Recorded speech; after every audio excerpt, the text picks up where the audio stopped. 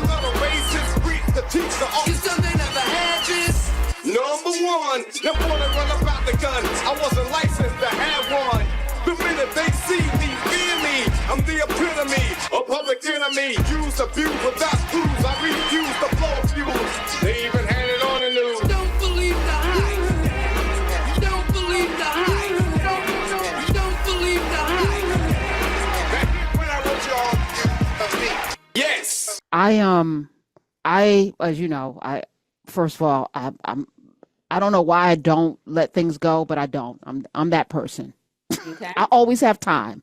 I don't know why. And I've been trying, Dr. Mitchell, to, mellow out a little bit and not have as much time as I usually have to get, and I think I'm very reserved on these airwaves, more so than I am in my regular life where, it could go down at any point in time. I try to have some restraint on these airwaves because it's not a fair and equal situation with the callers, etc.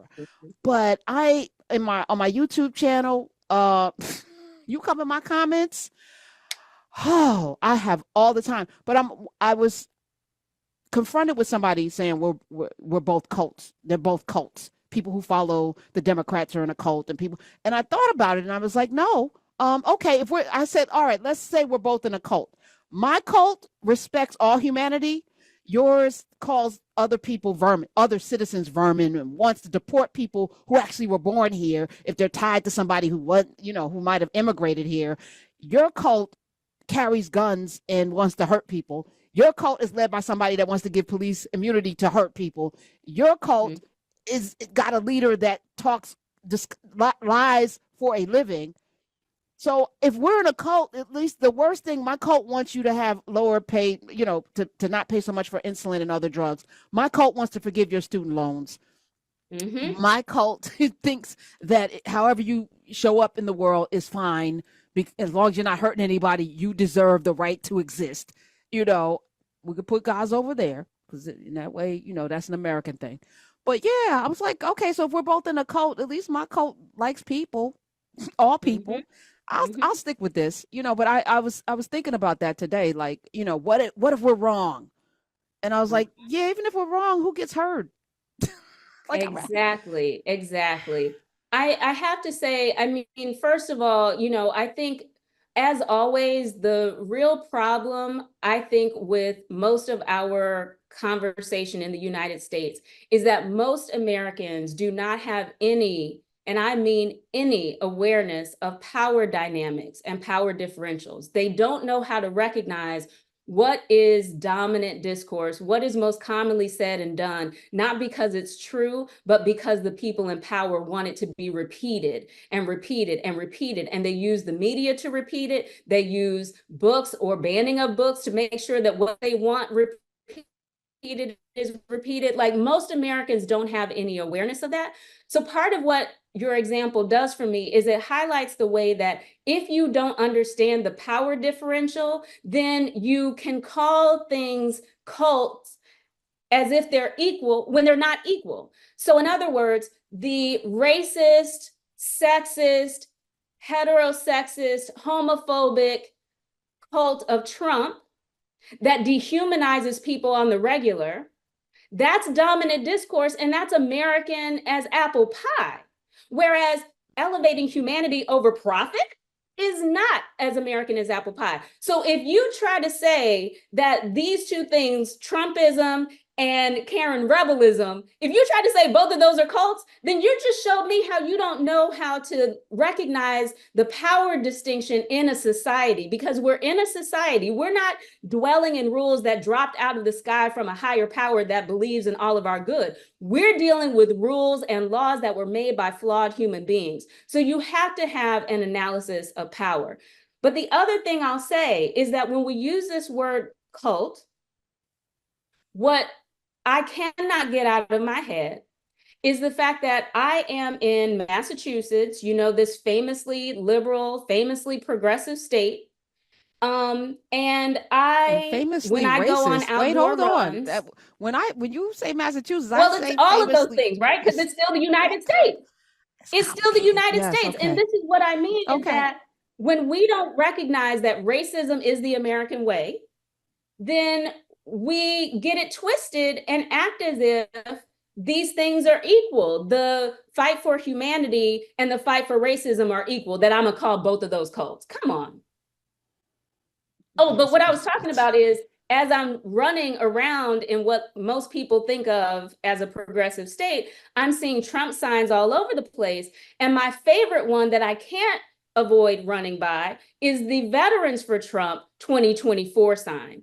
And so when you, and I heard that caller that you're talking about, when someone calls the name cult, I think of that because Trump has so deliberately denigrated veterans. And so for you to be a veteran with a Veterans for Trump sign, I don't know how to understand that except as a cult that has brainwashed you, because he has spat in your face. That sentiment, and all the lines are lit. We're going to get to the calls in a second, and I appreciate y'all holding on. That sentiment is because we have echo chambers of how we gather our information. There's a very poignant clip that I pulled over the weekend from Senator Mark Kelly, who could have been vice president. I wouldn't have been mad at that, vice presidential nominee with Kamala Harris, Democrat from Arizona, husband to Gabby Giffords. He was in a store or something, and a veteran came up to him and was, accosted him. His handling of that, I want this to go viral. I need it to go viral. Have you seen it? The Mark Kelly exchange? I have seen it. Okay. I need more people to see it. Okay. Your line is breaking up too. But let me play it so it will be codified here.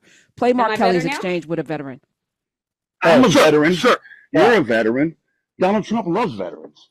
Donald Trump has said that 1,800 Marines that died in Bellawood in World War I were a bunch of suckers, or buried World War I veterans were losers. This is a guy who called John McCain a loser because he was captured. But Donald Trump doesn't get us. But you're a veteran, I'm a veteran. He doesn't understand us. Donald Trump thinks we were tricked into serving in the military. He puts everybody in two categories. You're either the con man or you're the person being conned. And he thinks we were somehow conned from being in the military. When you served in Iraq, did you ever feel like somebody tricked you? No, I love my country. Yeah, me too. And this is the first time in history that we could possibly put a guy in the White House who has a total lack of respect for our service. But so all that stuff you said is true? All of that. John Kelly and his other staff members heard that. Why is it that this guy is the first president in history that doesn't have the support of his cabinet? He served for 4 years. His vice president hasn't endorsed him. All the generals that work for him, General Milley, General McMaster's, General John Kelly, Marine Corps General, have not endorsed him. There's a reason for that. These guys know him better than anybody. I mean, how does that make you a loser? Wow. And Donald Trump, he tried to avoid going to Vietnam because he had bone spurs. Doesn't seem to have bone spurs on the golf course. Thank you. I didn't know about all that. Thank you. Appreciate Seriously. it. Thank you. He came hot over to Mark Kelly, screaming and yelling, and Mark Kelly just calmly, bop, bop, bop, bop, bop, bop, bop. Wait a minute.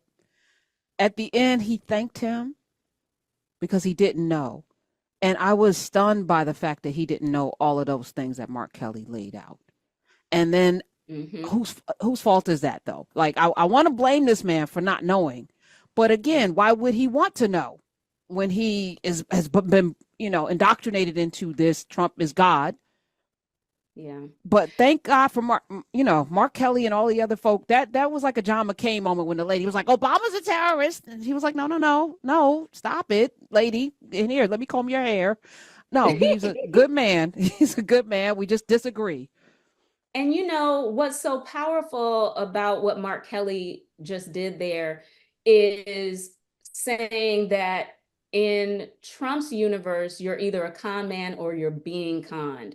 That was a powerful seed to plant, because that gives people a framework to start looking. Like you said, if they haven't been looking through that lens, now they have a lens for recognizing what is going on in their face, hopefully. But like you said, we have so many echo chambers. So many people get their news only from Fox News, for example, that it's like, okay, I guess that's the way that you weren't aware of everything that he just laid out. But this is another example of why it's so important for us to have all hands on deck. All of us need to be talking to the people in our lives, using every opportunity we have over these next 15 days to not assume that people are already on board and motivated to get out, but go ahead and do that extra talk that you might not have done in cycles before. This is the election cycle to really all hands on deck. And that's what I felt convicted about. I took too many things for granted about my Houston family and friends. Me too. I mean, even on these airwaves, there was a point where I was like, oh, I'm preaching to the choir. You know, and then every now and then there'll be a caller calling, I'm not voting two sides, two birds, wings, I'm she, blah, blah, blah. And then I'll be like, oh, wait a minute, I'm not doing a good, you know, because I'm under the assumption that everybody knows all of the facts. Mm-hmm. And they just don't. So it made me have to just, I was like, all right, Karen, keep beating the drum. Keep beating it. Yep. Even if y'all heard it before, we're going to keep doing it because we have 15 days to, and let me just be clear. We will get through whatever happens. And I think it's not going to be good no matter what, because somebody's going to be mad or we're going to all be in for a world of hurt. But the somebody being mad part with Kamala winning also means we have to be vigilant and protect ourselves and all this other stuff. But because we saw January 6th, that was a dry run. All right. Yeah. So that is very prevalent in my mind. But the worst case scenario, we will still get through that. But oh my God. But Dr. we shouldn't have to go through that. No. And, you know, just, I have to say, because I'm on this, you know, trying to be more deliberate myself, right? I'm always talking about good, decent people need to be more deliberate. So let me be deliberate when it comes to how powerful I found it. One of the shows that you had Pam Keith on, she said, you know what, government should work for you. And whenever somebody is trying to convince you that government shouldn't work for you, it's because it's working for them. And they want you to assume that when it's working for you, it's a handout. And so I just want to go on record as saying that, you know, because I taught at Ohio State University for 18 years, I was under that public service loan forgiveness program because I had paid, of course, more than 10 years consistently on my loans. So I had almost half of my student loans, which were originally about $70,000. I had a little less than half forgiven. And so I just want to go on record saying that in this election, what feels pressing to me is how much you can see that the Harris-Walz ticket, even when you look at Walz by himself, the kinds of things he's been doing in the years that he was governor of Minnesota have been about making more opportunity for more people. And so I need us to recognize that making more opportunity for more people in the United States is actually an uphill battle. And it takes deliberate effort. And it also takes recognizing how much inequality and violence is built into how things are working. Why in the world would you have to deliberately go after price gouging, as Kamala Harris is doing, if you didn't have a system that was set up for evil? Recognizing that it's set up for evil is exactly what this joyful warrior thing is about. And so I just want to say that as someone, you know, that's just one example of how government has worked for me lately and why I am committed to talking to as many people as I can about how their individual life is affected by insulin prices and all of that. Like, that is why I'm so invested this cycle. And as you always say, the work of pushing her begins once we get her over the finish line. But first we got to get her over the finish line, because it's not a win for her, it's a win for us. My days are cooler, nights are warmer, and I put the blame on you. Time moves slow, but my heart beats faster. When these eyes are looking right at you, you give me something to believe in. Just what I